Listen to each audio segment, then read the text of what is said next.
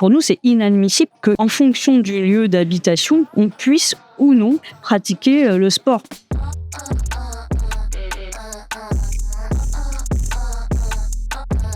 C'est un phénomène qui est massif, une jeune fille sur deux.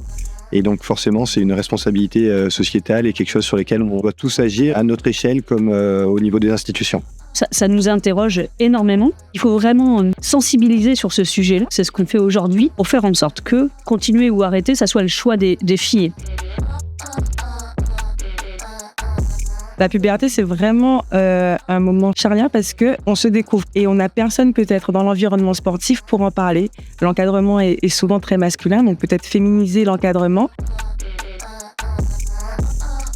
C'est 42% de trop. C'est un chiffre qui est inacceptable et qu'on doit s'évertuer à faire baisser.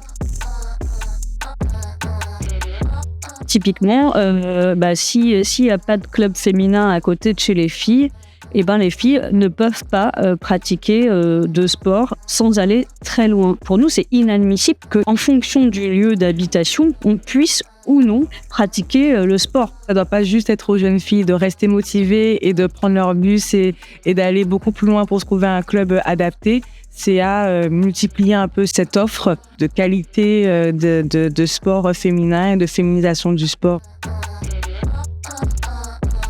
C'est notre attitude à tout un chacun, arriver à apporter plus de bienveillance dans le regard qu'on porte sur les autres. On a beaucoup travaillé avec les commissions des athlètes du CIO sur la manière de ne pas représenter les corps des sportifs comme des objets, mais au contraire de valoriser la performance.